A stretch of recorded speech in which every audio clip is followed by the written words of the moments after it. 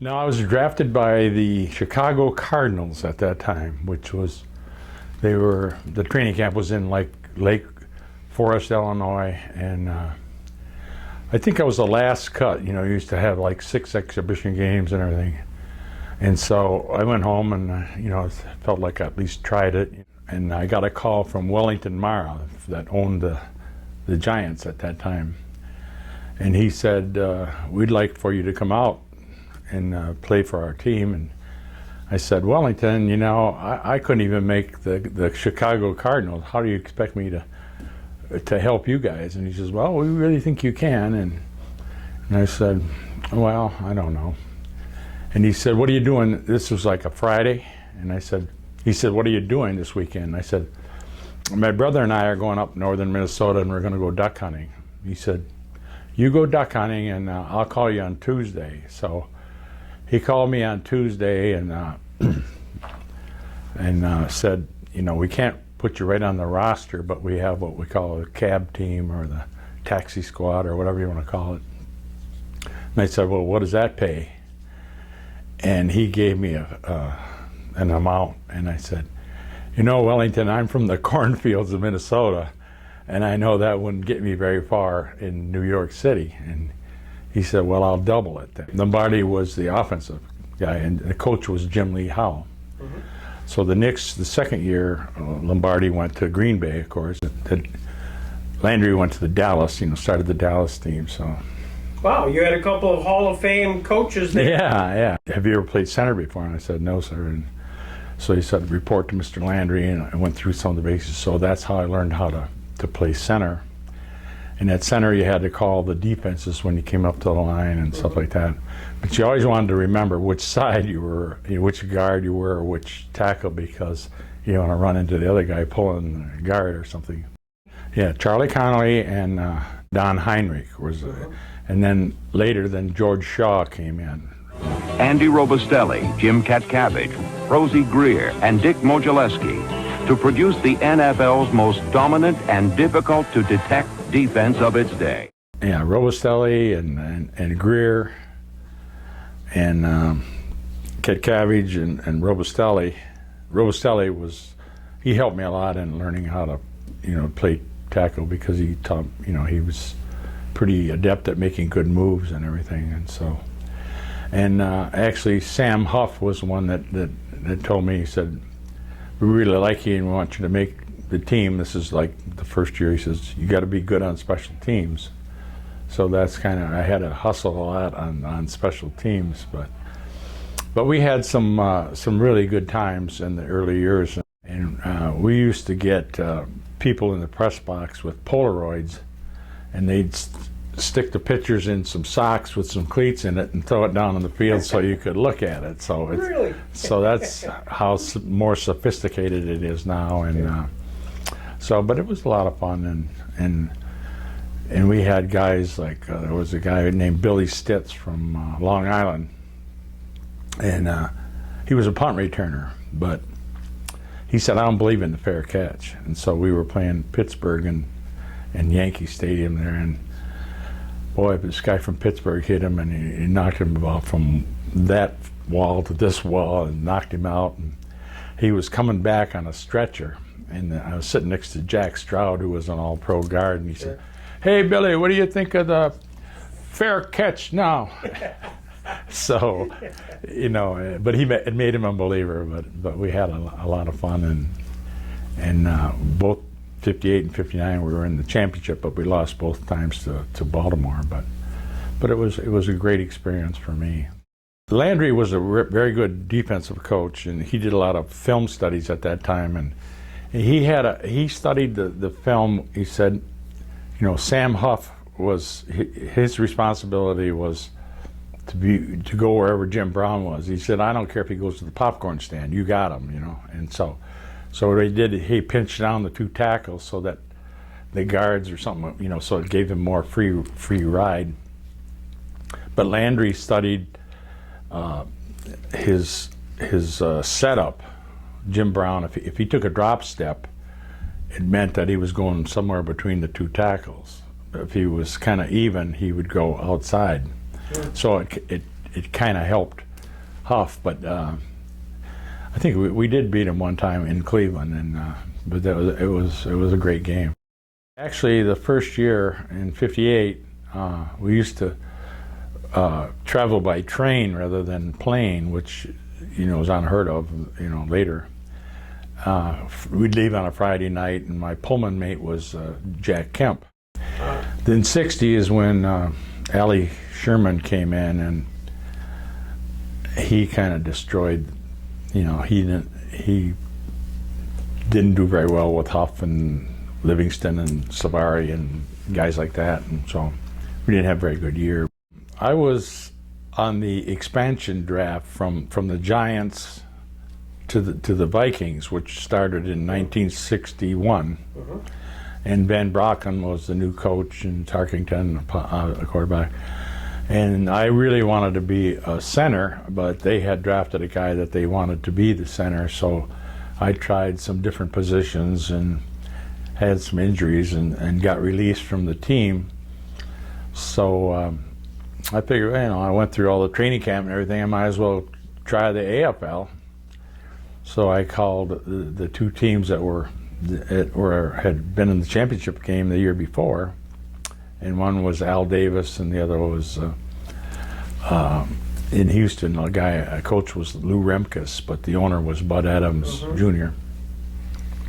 So that morning I talked to Remkus first, and I said, well, I got to talk to Al Davis. He said, no. He said, Mr. Adams wants to talk to you. And so he got on the phone and he said, listen, we want you out here. And I said, well, what does it pay? And he gave me a number, and I said, well, that sounds pretty good, but I got to check with Al Davis. He said, don't worry. He said, I'll send him a telegram. And and it was a guaranteed salary. And he said, there's no, you'll get everything that we discussed.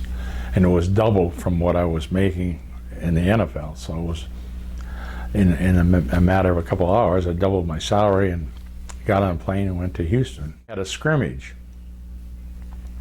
Well, I didn't have any problem with some of the personnel that they had, and had a very good day. And the coach says, don't you go anywhere. He said, we got to go to San Diego and play a game, but I want you to be here. I said, I ain't going anywhere. And another guy that was with me at Minnesota, a safety named Freddie Glick, same thing with him, and he had a good game as well. And so anyway, they played in San Diego, and they got beat pretty bad by San Diego, and the coach got fired. So the new coach was Wally Lem, which was a guy that I knew, from the Cardinals previously. And he and I, hit it off really well, and so we won 11 games in a row in the championship. So it was kind of the start. And he was the most positive guy I've ever been around. You couldn't beat him at cribbage. You couldn't beat him at racquetball or handball. He was about a 5 handicap golfer.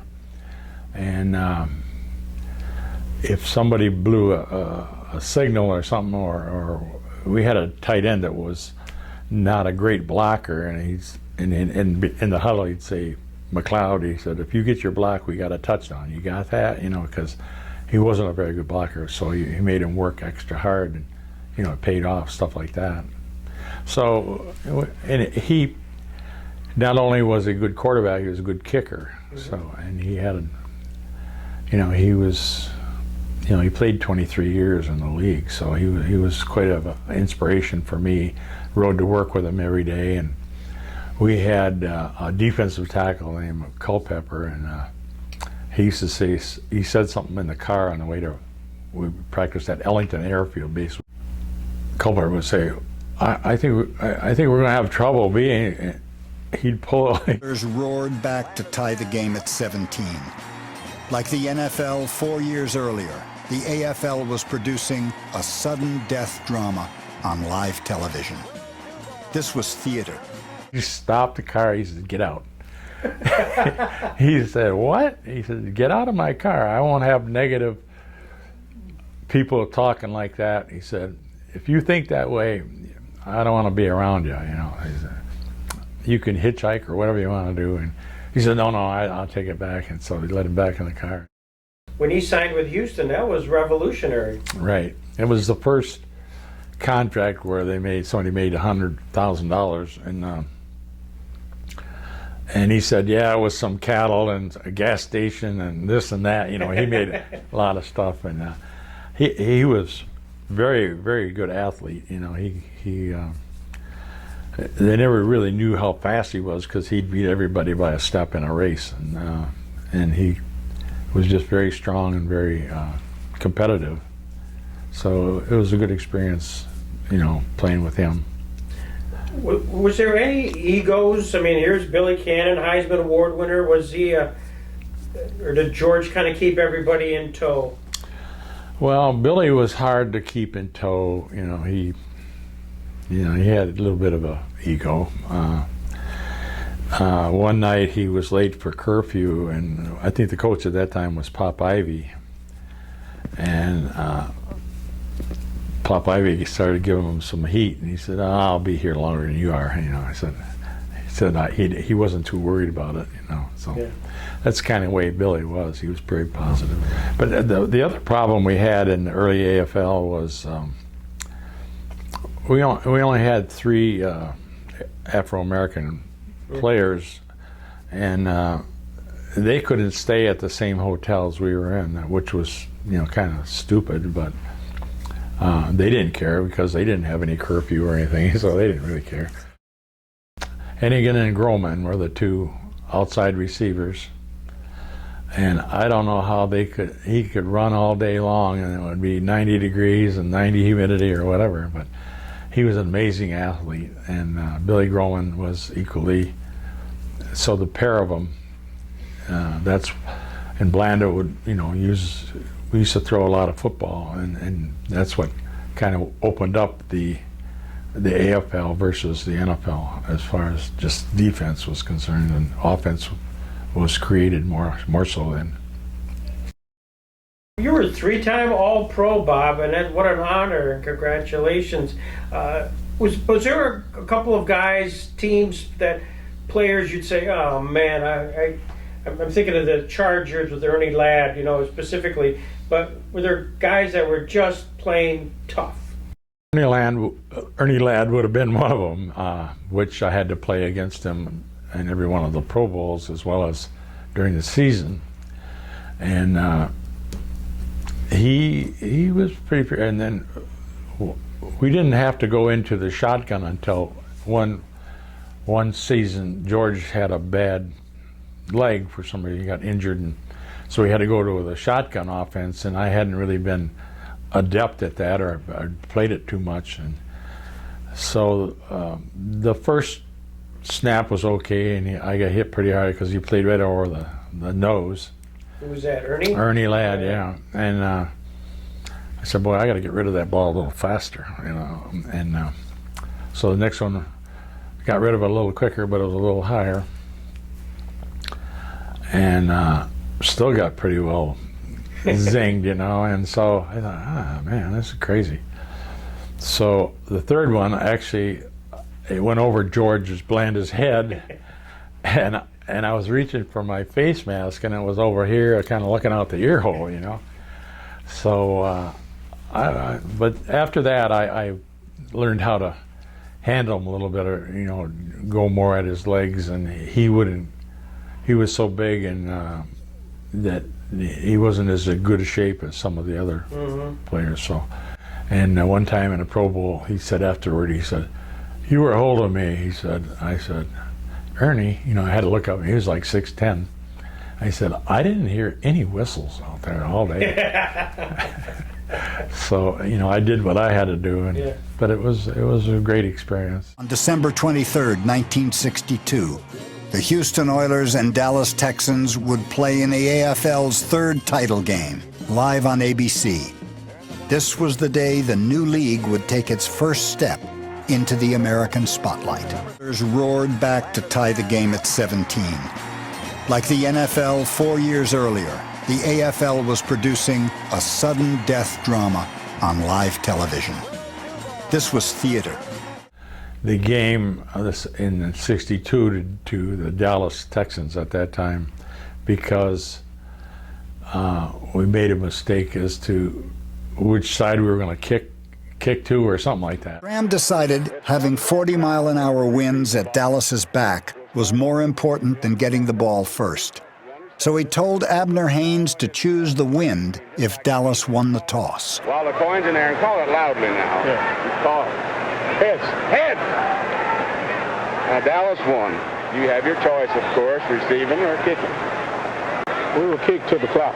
You're going to kick? Yeah. To the clock. Right. Dallas won. Haynes misspoke. He thought he was taking the wind, but the words, "we'll kick," meant Dallas had made its choice and would kick off. Houston then chose which end zone to defend. The Oilers would begin overtime with the wind and the ball.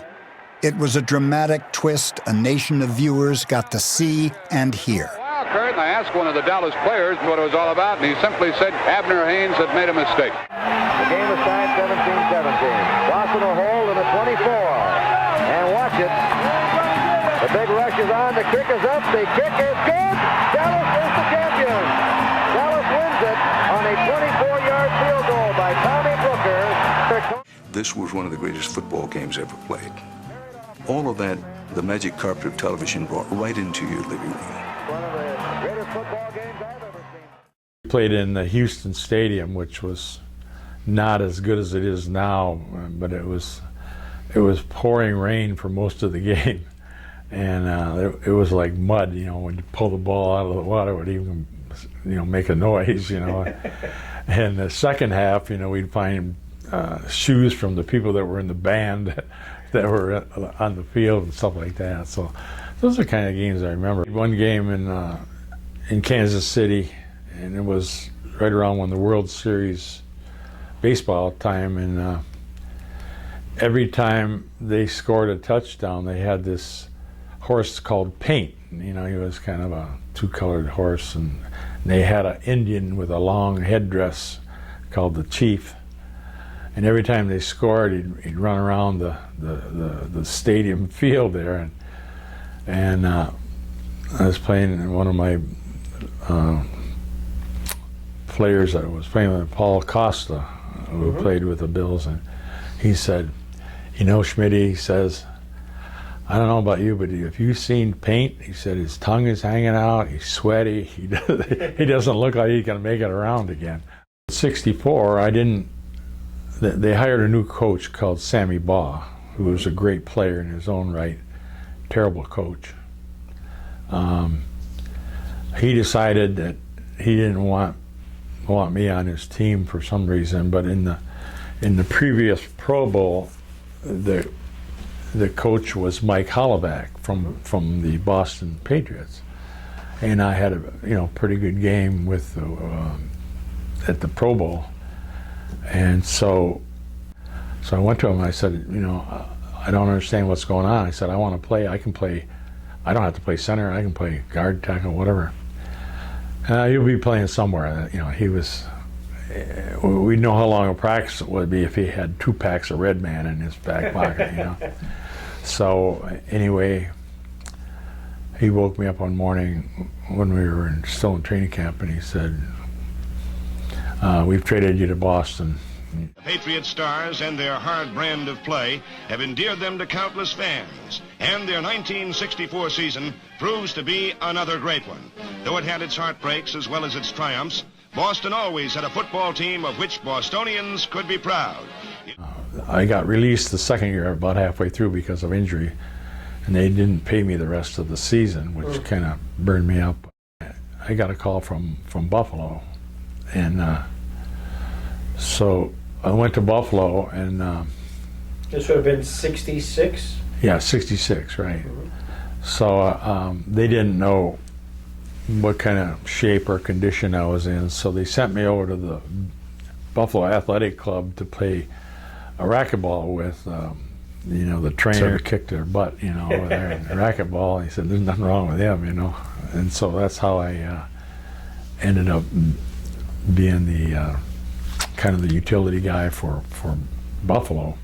Just that Billy Shaw was part of that team, and who Right. was the offensive line? Do you remember? Yeah, Joe O'Donnell was the other guard, and Paul Costa was a tackle. They had moved him from tight end to tackle, and Stu Barber was, and then there was another guy. He just passed away, and I can't think of his name right now, but he. Dave Bierman. No, Bierman? Bierman left in '65. He had very serious back injury, and Okay. that's one reason why I came into the picture, because Al became the center and they needed a backup. Probably a closer friendship, you know, or was Jack Kemp, because, you know, meeting him when I was a rookie and being a Pullman mate, and then later in Buffalo, after football, when he was running for Congress, he called me up and say, "Can you help me?" And I said, "Absolutely, I'll do whatever I can." And I'm so thrilled to have a chance to meet with you. I appreciate that. You know, I get letters probably once or twice a week from kids that seek autographs and want a picture and a sign. So it still makes me feel like I'm still part of the picture, you know, even though there's not enough tape to get me in a uniform, even, you know. But it was fun, and it's a great experience.